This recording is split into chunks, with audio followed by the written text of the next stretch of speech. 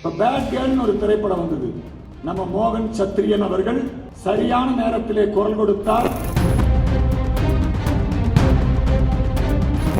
எங்களுடைய ஆதிசங்கரர் இவர்களெல்லாம் தான் தீண்டாமையை ஒழித்தார்கள்.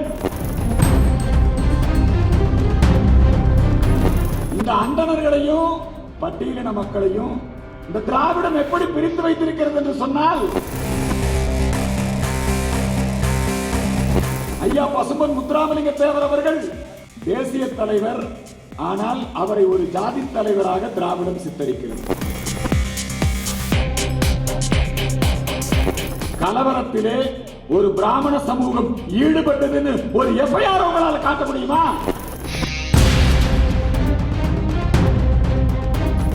சங்கரமடத்துக்குள்ள நீங்க போக முடியுமா?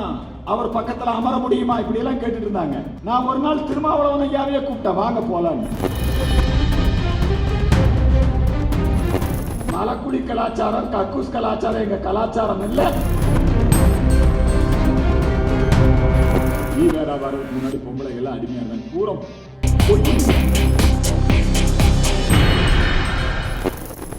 அன்னை மாகாளியின் வடிவமாக, பராசக்தியின் வடிவமாக, மகா சரஸ்வதியின் வடிவமாக இருந்து என்னை ஈன்று இன்னமுதுட்டி இமய முதல் ஈழம் வரை பறந்து விரிந்து கிடக்கின்ற என்னுயிர் தாய்நாடாம் பாரத மணித்திருநாட்டுக்கு என் முதல் வணக்கத்தை காணிக்கையாக்குகிறேன்.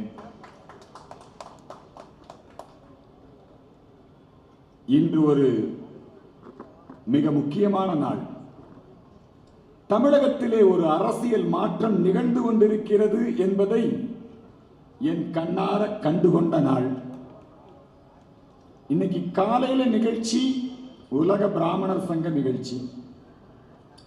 அதிலே நான், இந்துக்களின் இதய குரல் ஹெச் ராஜா, எல்லோரும் அதிலே பங்கெடுத்துக் கொண்டோம். வெற்றிகரமான நிகழ்ச்சி, நல்ல நிகழ்ச்சி.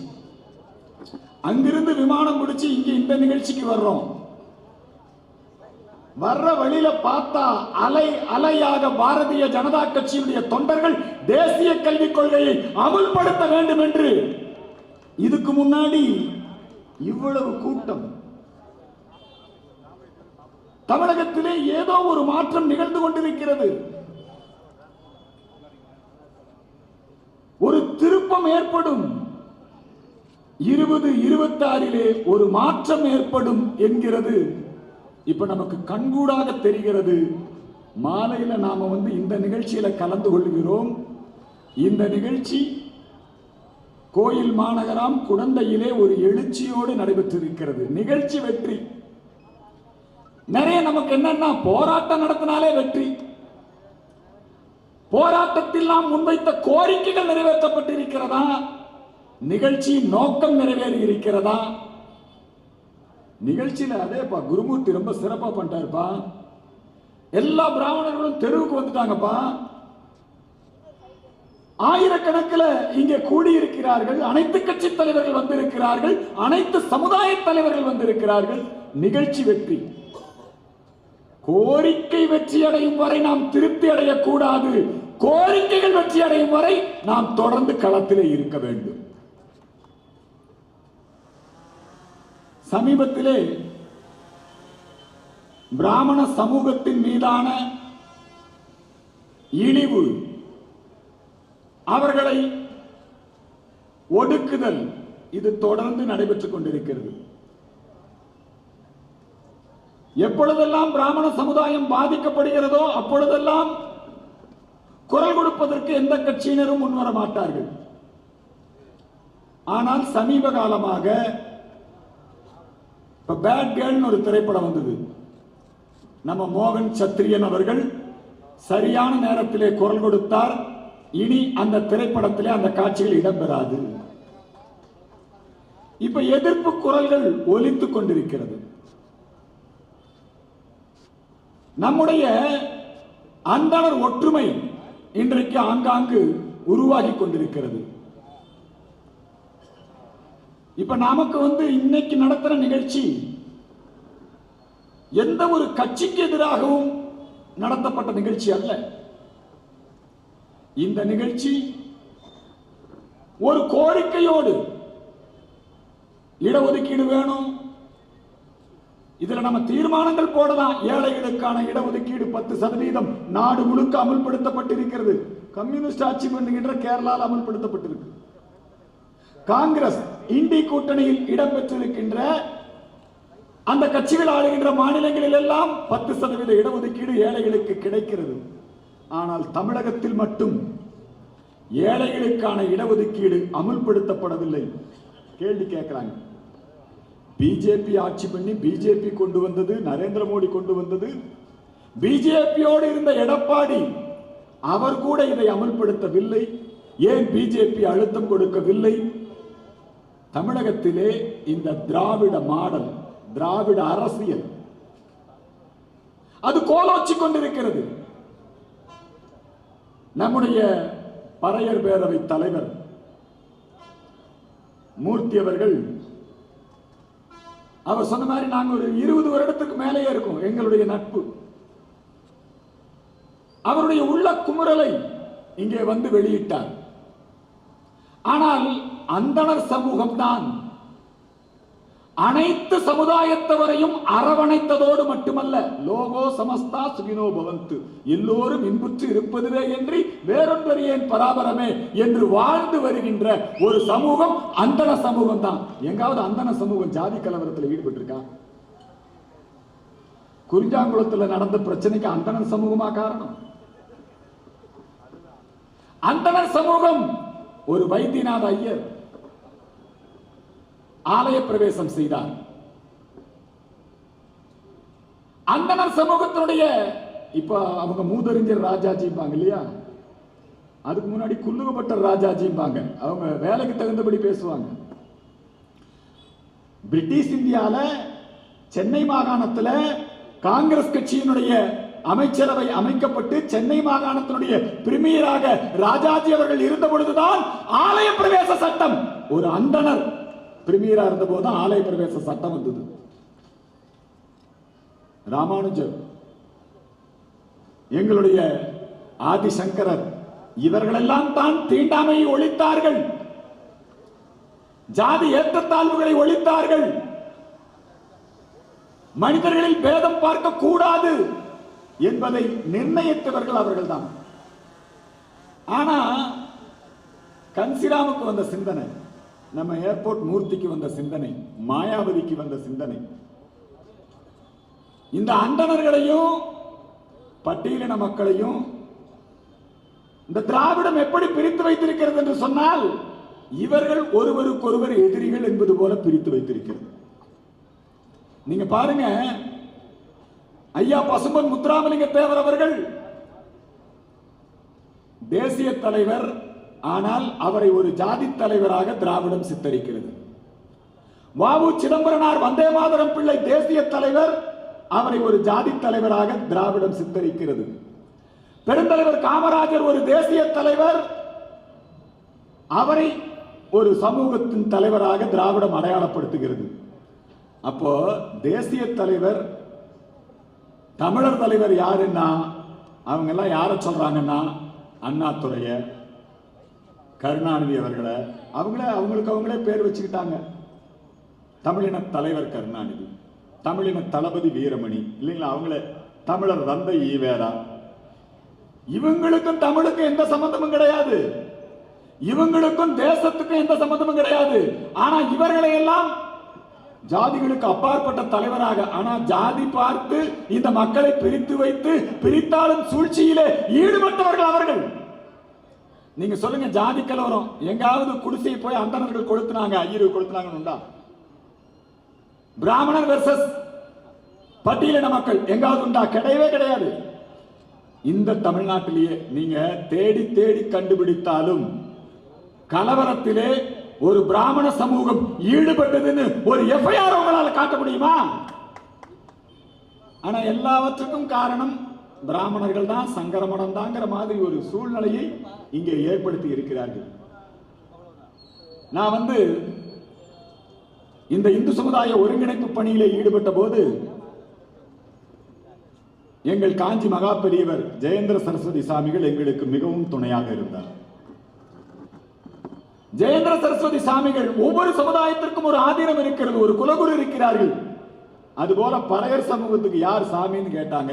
ஜெயேந்திர சரஸ்வதி சாமி சொன்னாரு, பறையர் சமூகத்துக்கு நானே முன்னிற்கின்றேன், நான் தான் குலகுருவா இருப்பேன். ஊரூரா போனார் ஜெயேந்திர சரஸ்வதி சாமிகள். எல்லாம் அவரை பார்த்தா சங்கர மடத்துக்குள்ள நீங்க போக முடியுமா, அவர் பக்கத்துல அமர முடியுமா, இப்படி எல்லாம் கேட்டுட்டு இருந்தாங்க. நான் ஒரு நாள் திருமாவளவன் ஐயாவையே கூப்பிட்டேன், வாங்க போலான்னு. நம்முடைய தடா பரிசாமி அவர்களை அழைத்துக் கொண்டு சென்றேன். ரொம்ப பெரிய சப்போர்ட்டா இருந்தார். சங்கர மடம் மிக சப்போர்ட்டா இருந்தது. ஆனா வெளியே இவங்க எல்லாம் வந்து தவறான பிரச்சாரத்தை செய்து கொண்டிருந்தார். நீங்க கணக்கு போட்டீங்கன்னா அரிஜன நலசங்கம், அரிஜன சேவை சங்கம், அண்ணல் காந்தியடிகள் சுதந்திரத்திற்கு போராட்டம் நடத்தியதை விட, மது ஒழிப்பு போராட்டம் நடத்தியதை விட ஹரிஜன மக்கள் நலனுக்காக அவர் செயல்பட்டார். பிற சமூகத்து மக்களை எல்லாம் ஹரிஜன நலசங்கத்திலே பொறுப்பிலே போட்டார்கள். பெரும்பாலும் ஹரிஜன சேவா சங்கத்துக்கு யார் தலைவராக இருப்பாங்கன்னா பிராமணர்கள் தான் தலைவராக இருப்பாங்க. எத்தனை பள்ளிக்கூடங்கள் ஆரம்பிச்சிருக்காங்க பிராமணர்கள். அவங்க செய்யாத புரட்சியா? தீண்டாமை ஒழிப்பு, பெண் விடுதலை, கல்வி அனைவருக்கும், இதெல்லாம் பிராமணர்கள் பண்ணதான். சுதந்திர போராட்டம் எல்லாம் பிராமணர்கள் பண்ணதுதான். ஆனால்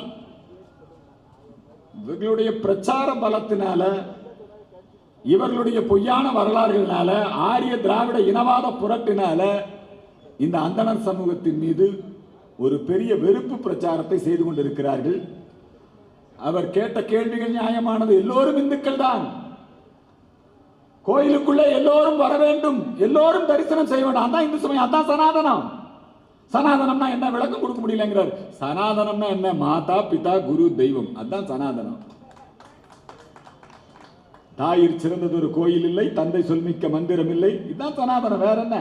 சனாதனம்னா என்ன? முன்னை பழமைக்கும் பழமையாய், பின்னை புதுமைக்கும் புதுமையாய். சனாதனம்னா என்ன? எல்லோரும் நல்லா இருக்கணும், ஒன்றே குலம் ஒருவனே தேவன். சனாதனம்னா என்ன? இந்த நாட்டினுடைய வாழ்வியல்.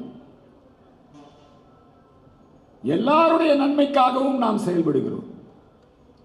நாம இந்து சமுதாயத்திலே அந்த பிரித்தாளும் சூழ்ச்சிக்கு பலியாகி விடக்கூடாது. மலக்குழியை பத்தி நிறைய பேசினார். எங்காவது மலம் அள்ளுவதற்குன்னு ஒரு ஜாதி இந்த நாட்டில் இருக்கா? யார் சொன்னா தலித்துகள் மலம் அள்ளுவாங்கன்னு? வேணுமுன்னே திமுக காரன், திகாரன் திட்டமிட்டு தலித் மக்களை மலம் அள்ளுகிற ஜாதி என்று முத்திரை குத்துகிறான். அதுவும் எங்கள் அருந்ததிய மக்கள், உழைத்து பிழைப்பவர்கள், அவங்கள போய் மலக்குழியில் இறக்குவான்னு முத்திரை குத்துறான். பொய்யது. பிரிட்டிஷ்காரன் வந்ததுக்கு அப்புறம் தான்டா கக்கூசுக்கிற கான்செப்டே வந்தது. அதுக்கு முன்னாடி எல்லாம் அவன் பேண்டதா அவன் எல்லாம் காத்தாட போயிட்டு இருந்தான். பிரிட்டிஷ்காரன் வந்தான், அவனுக்கு அந்த மலக்குழி அதை கிளீன் பண்றதுக்கு ஆள் தேவைப்பட்டது. அதுக்கு அவன் யாரையோ சில பேரை, மலக்குழி கலாச்சாரம், கக்கூஸ் கலாச்சாரம் எங்க கலாச்சாரம் இல்ல, இன்னைக்கும் கிராமங்கள்ல அது மாதிரி கிடையாதுங்க. இதெல்லாம் பொய்யுங்க. வேணும்னே இந்த எல்லாம் எங்கேயோ இருந்து வந்து அந்த ஐரோப்பிய பார்வை, அந்த மேலை நாட்டு பார்வை. எங்க நாட்டில் வந்து என்னமோ பெண்களுக்கு ஓட்டுரிமை இல்லை, பெண்களுக்கு உரிமை இல்லை, கருணாநிதி வந்து தான் சொத்துரிமை கொடுத்தாரு, அதெல்லாம் அவர் நிறைய பேசுவார். வேற வர்றதுக்கு முன்னாடி பொம்பளைகள்லாம் அடிமையாக இருந்தாங்க. பூரா பொய்யுங்க. எல்லாம் யுனெஸ்கோ விருது பொய் தான். நாச்சியப்பன் கடையில் பாத்திரத்தை வாங்கிட்டு வந்து பேரடிச்சு அவனுக்கு அவனே விருது கொடுத்துக்கிற மாதிரி தான். பெண் ஏன் அடிமையானால் யார் எழுதுனா? அது ரசல் எழுதின புஸ்தகம். கஸ்தூரி மேடம் அதை படிங்க. பெண் ஏன் அடிமையானால், அது ஐரோப்பிய திருமண முறைகளை பற்றி அவன் எழுதின புஸ்தகத்தை எப்பவுமே இவங்க ஆள் வச்சிருப்பாங்க. அதை டிரான்ஸ்லேட் பண்ணி இவன் பேர்ல புஸ்தகமா போட்டுக்கிட்டான். ஸ்டிக்கர் ஒட்டுறது அப்பவே ஆரம்பிச்சிட்டான். இப்ப நரேந்திர மோடி திட்டங்களுக்கு இங்க ஸ்டிக்கர் ஒட்டிக்கிறான் இல்லையா? எல்லோருக்குமான முதலமைச்சர் தானே, எல்லோரையும் பாதுகாப்பவர் தானே, அப்பான்னு வேற சொல்லிக்கிறார் இல்லைங்களா? அப்ப எல்லோருக்குமான முதலமைச்சர்னா ஏன் இந்த மக்களை இழிவுபடுத்தக்கூடியவர்களை? உங்க கட்சி மந்திரி பேசுறாரு, உங்க கட்சி எம்எல்ஏ பேசுறான், உங்க கட்சி பேச்சாளர் பேசுறான், அந்தனர் சமூகத்தை இழிவுபடுத்தி பேசுகிறார்கள், அசிங்கப்படுத்தி பேசுகிறார்கள். நீங்களே கண்டிக்கவில்லை. சனாதனத்தை ஒழிப்போன்னு ரொம்ப பெருசா பேசினார் உதயநிதி. கொசு, டெங்கு, மலேரியான்னாரு. அவர் எங்க போய் ஒழிச்சிருக்கணும்? கொசு, டெங்கு, மலேரியா எல்லாம் எங்க ஒழிச்சிருக்கணும்? அவங்க வீட்டில். துர்காமா பார்த்தீங்கன்னா இப்ப நாங்கெல்லாம் யாகம் பண்றது இல்லை. இப்ப நாங்க யாராவது வேள்வி பண்றோமா? சத்ரு சம்ஹார யாகம் யார் பண்ணா? திருச்செந்தூர்ல போய் சத்ரு சம்ஹார யாகம் யார் பண்ணா? அவங்க மாப்பிள்ள சபரீசன், அவர் தான் போய் சத்ரு சம்ஹார யாகம் பண்ணார். துர்காமா போகாத கோயில் கிடையாது. அவங்க எவ்வளவு சமஸ்கிருத மந்திரங்களை, லலிதா சகஸ்ர நாமத்தை எவ்வளவு சிறப்பா சொல்றாங்க, அங்கெல்லாம் போய் சொல்லு.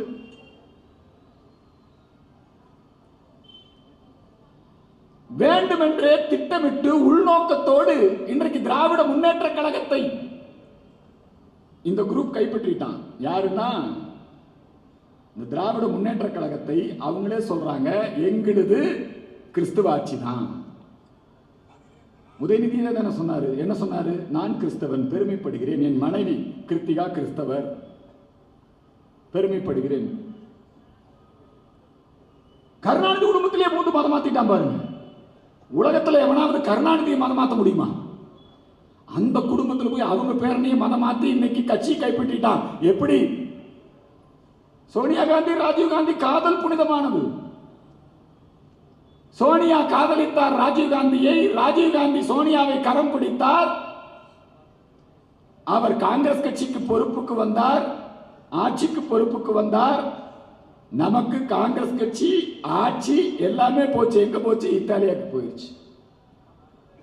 அவங்க காதல் புனிதமா இருக்கலாம், ஆனா எங்களுக்கு இழப்பு. அது மாதிரிதான் இன்னைக்கு கிருத்திகா உதயநிதி வந்துட்டாங்க, புடிச்சுக்கிட்டாங்க.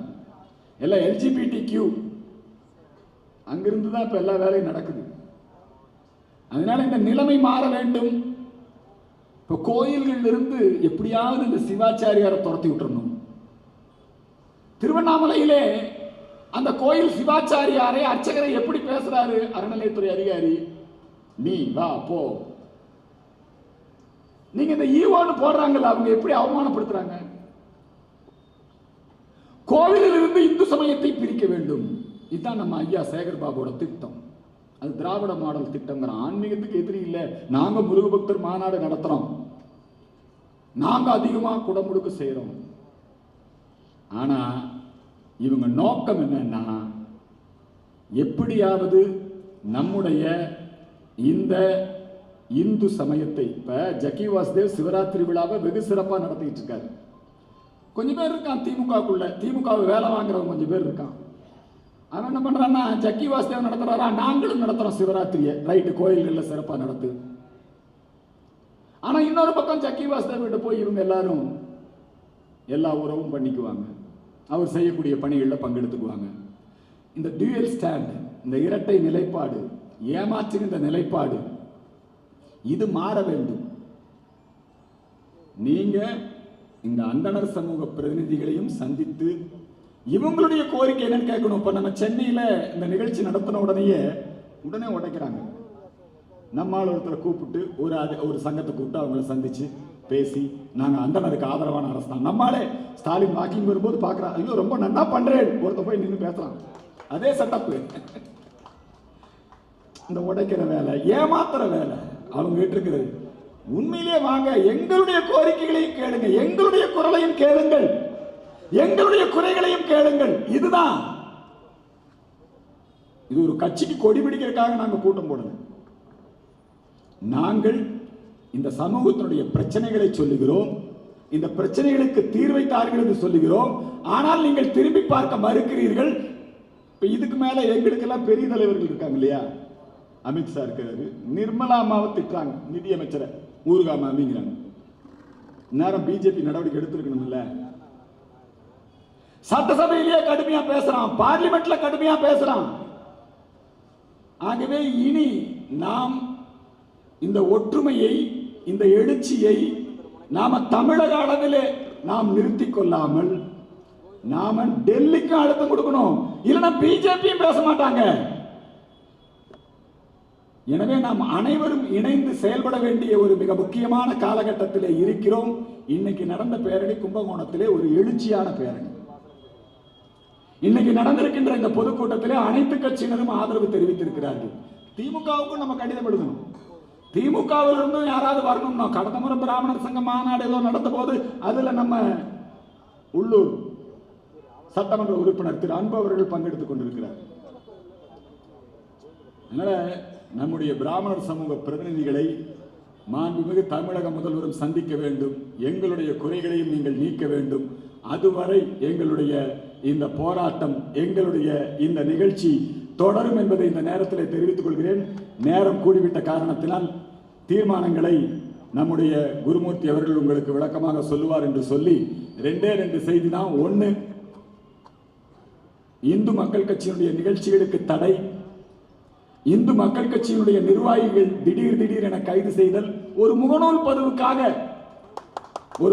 பதிவுக்காக நம்முடைய தொழிற்சங்க தலைவர் டாக்ஸி செந்தில், பாரத் செந்திலுடைய அவரை 60 நாட்கள் சிறையிலே வைத்திருக்கிறார்கள். ஜாமீன் கொடுக்க மாட்டேங்கிற, மன்னிப்பு கேள், அபிடவிட் தாக்கல் பண்ணு.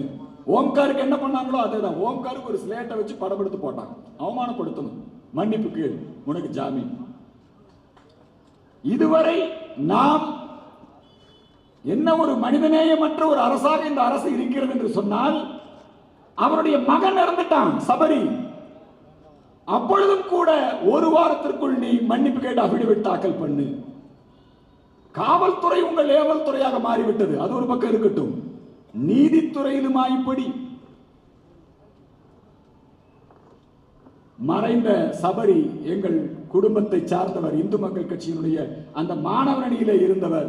ஆனாலும் மன்னிப்பு கேட்க முடியாது என்று சொல்லி சிறையிலே இருந்தாலும் இருப்போம், ஆனால் நாங்கள் மண்டியிட மாட்டோம். எப்படியாவது இந்து மக்கள் கட்சி தலைவர்கள், நிர்வாகிகள் ஒரு மன்னிப்பு கடிதம் எழுதி கொடுத்துட்டா வந்துடலாம். இது என்ன அநியாயமா இருக்கு?